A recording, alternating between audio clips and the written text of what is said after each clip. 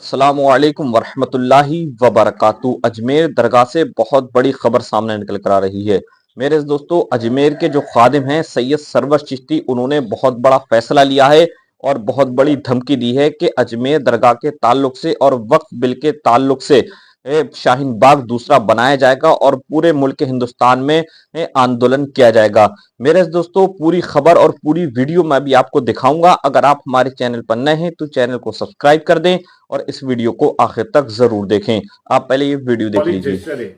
अब शेरवानी उतारने का भी वक्त आ गया है, रोड पर आने का वक्त रहा है। फैसला मुस्लिम पर्सनल लॉ बोर्ड करेगी, लेकिन यूनानिमस डिसीजन हो, बिल इत्तेफाक राय हो। देखिए, ऐसा है कि जैसा हो रहा है पिछले 11 साल से, सांस ही नहीं लेने दे रहा है मुसलमानों को। कभी लव जिहाद, तो कभी आर्टिकल 370, तो कभी ट्रिपल तलाक, तो कभी सीएए, तो कभी यूसीसी, तो कभी हर मस्जिद दरगाह खानकाहों के नीचे मंदिर तलाश किया जा रहा है। हत्ता के ख्वाजा मोइनुद्दीन चिश्ती रहमतुल्लाह अलैह की दरगाह में मंदिर तलाश किया जा रहा है, और खामोशी गवर्नमेंट।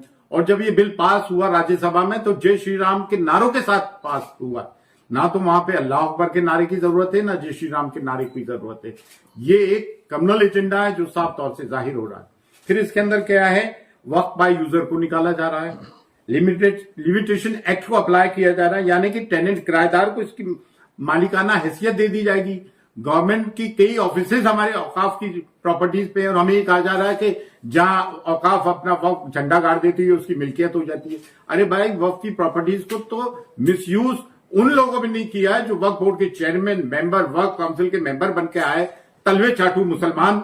इन्होंने सब में बड़ा नुकसान किया है, और आज भी मुसलमान का मान रहा है। शादियों में 100 किस्म के खाने कर रहा है, हर साल उम्रे पे जा रहा है। मतलब जब तक हम अपने सोशल इविल्स को खत्म ना करेंगे, हम अपनी सफों में एहतियात नहीं कायम करेंगे, हमारी सफों में मीर जाफर और मीर सादिक की निशानदेही ना करेंगे, इनका बहिष्कार ना करेंगे, इन मुस्लिम दलालों का जो हर आसाम से नॉर्थ ईस्ट से लेकर राजस्थान और कश्मीर से लेकर कन्याकुमारी तक है। आज मुस्लिम इलाकों में जाओ, मुखबिरों की और दलालों की कमी नहीं। जो इस वक्त बोर्ड की हिमायत कर रहे हैं वो हम में से नहीं। मीडिया इन्हें बता रहा है, चंद बुरखापोश औरतों को, कि देखो ये वक्त बोर्ड की हिमायत कर रहा है। चंद दलालों को बता रहा है कि वक्त बोर्ड की हिमायत कर रहा है। अरे भाई, 99.999% मुसलमान इसके खिलाफ है, 0.0001% मुसलमान इसके फेवर में, जो ऑन पे रोल है।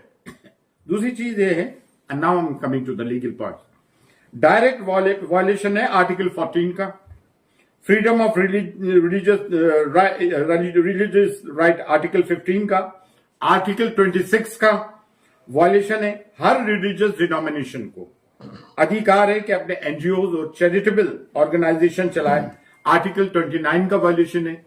ये कॉन्स्टिट्यूशनल, ये ब्रीच ऑफ राइट्स है, और 5 कॉन्स्टिट्यूशनल बेंच के जजेस बैठ के इसको फैसला करें। ये लड़ाई लंबी है, जैसे किसान आंदोलन की थी, लेकिन सुप्रीम कोर्ट को, ऑनरेबल सुप्रीम कोर्ट को, honourable chief justice of India को इस पर एक टेम्परेरी स्टे लेना चाहिए, वरना कोर्ट में लड़ाई चलती रहेगी और ये हमारी जगहों को बुलडोज करते रहेंगे।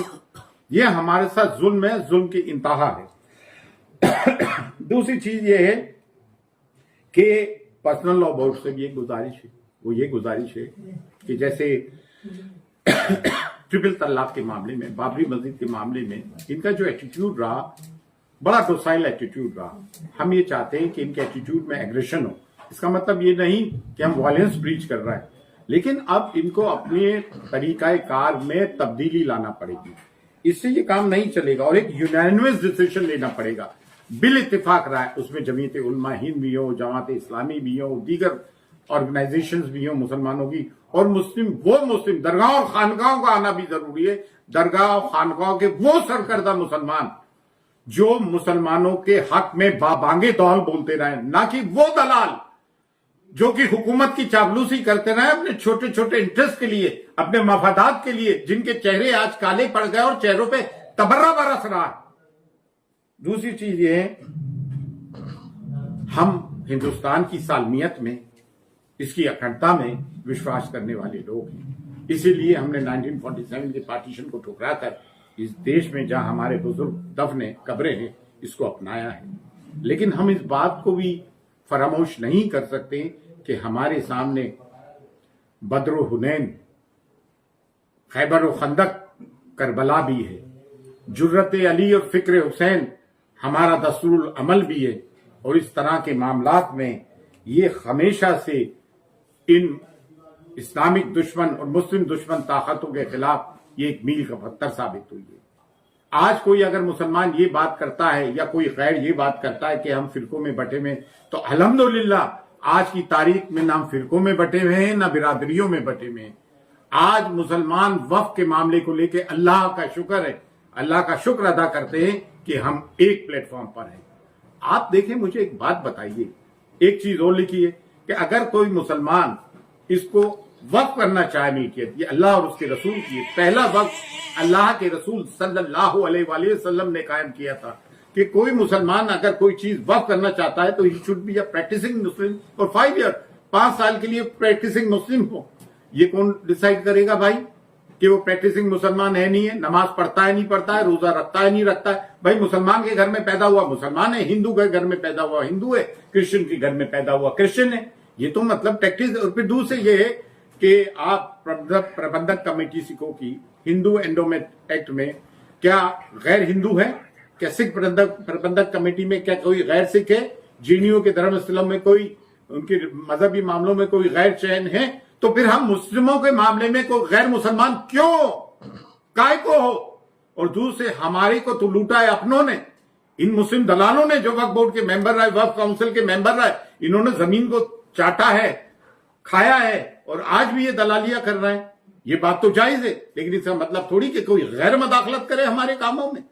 देखें, बारगाह हुजूर गई मां सुल्तान ख्वाजा मोइनुद्दीन चिश्ती की वो दरगाह है जहां से मजहबी हमआहंगी का मतलब कम्युनल हार्मनी का, सांप्रदायिक सौहार्द का हमेशा पैगाम गया है। लेकिन यहां से कलमा हक भी पढ़ाया गया है, दीन इस्लाम को भी फरोग दिए। 800 साल की हमारी मिरास ये बताती है कि हमने थिक एंड थिन में हमेशा इस देश की सालमियत का भी और मुसलमानों का भी ख्याल रखा है। जब 1935 में काजमी बिल के नाम से वक्त आया, उस वक्त भी हमारी अंजुमन ने इसको रिजेक्ट किया था। अंजुमन सैयदागान खुद्दाम ख्वाजा ने वक्त बिल जेपीसी फॉर वक्त 2002 आया, जिसके संग फिर गौतम चेयरमैन थे। उस बिल के मामले में भी हमने जाके ये फॉर वक्त जेपीसी फॉर वक्त आया था, हमने रिजेक्ट किया। पार्लियामेंट एनेक्स में डिबेट की, कई मीटिंग्स अटेंड किए। अभी अगस्त में जेपीसी फॉर वक्त जब बिल आया, उसको भी हमने प्रेस कॉन्फ्रेंस करके कंडेम किया, उसको सिरे से खारिज किया। और आज जब ये एक्ट बन गया है तो आज April 9 को आज हम फिर इसको कंडेम करते हैं, इस एक्ट को, और हम ये चाहते हैं कि इन चीजों को वापस दें। और बिल आखिर हमें जमहूरी निजाम में, डेमोक्रेटिक रेजिम में कॉन्स्टिट्यूशन हमें ये राइट गारंटी करती है कि हम सड़क पर आके आंदोलन करें। जब लोगों ने ट्रेन की पटरियां उखाड़ दी, बसों को रोक दिया, आग लगा दी, वो जायज है उनका। हम पीसफुल एजिटेशन करें कि शाहीन बाग बन रहा है। गांधी जी के नॉन कॉपरेशन मूवमेंट के बाद भारत का सब में बड़ा डेमोक्रेटिक और पीसफुल एजिटेशन रहा है। शाहीन बाग क्यों नहीं बनेगा?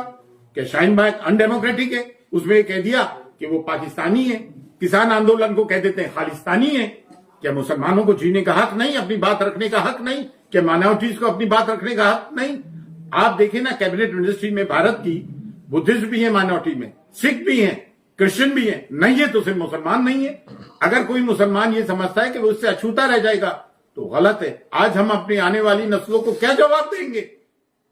इसमें दरगाहें, खानकाहें, मदारिस, मस्जिद, कब्रस्तान सब आते हैं। तो ये समझता है कि अरे हुकूमत से लड़ो। अरे भाई, हुकूमत ही तो एक्ट लेकर आई है, जो ये एक्ट लेकर आया उसी के खिलाफ तो हम बोलेंगे। तो ये हमारा आज का मौजू था, हमारा मौकफ था कि हम आउटराइट इस एक्ट को कंडेम करते हैं। अच्छा, आज मैं शेरवानी भी नहीं पहन के आया, ये एक सिंबॉलिक जेस्चर है कि अब शेरवानी उतारने का भी वक्त आ गया है और रोड पर आने का वक्त रहा है। फैसला मुस्लिम पर्सन लॉ बोर्ड करेगी, लेकिन यूनानिमस डिसीजन हो, बिल इत्तेफाक राय होकर हमें ये फैसला लेना, जो भी फैसला हो उस पर अमल करना है, कानून के दायरे में रह के, पीस के दायरे में रह के। और हम supreme court, honourable supreme court से, honourable chief justice of India से चाहते हैं कि हाँ, इस देश की अखंडता सालमियत जब बरकरार रहेगी, जब हम में प्यार, मोहब्बत, इत्तेफाक रहेगा, जिसके हम हमेशा से हामी भी रहे। दोस्तान मोहतरम, जैसे कि आपने ये वीडियो देख ली, मेरे दोस्तों, अब अजमेर शरीफ से भी बहुत बड़ा ऐलान हो चुका है कि बहुत बड़ा आंदोलन किया जाएगा। वक्फ बिल का जो कानून है उसको सरकार वापस ले।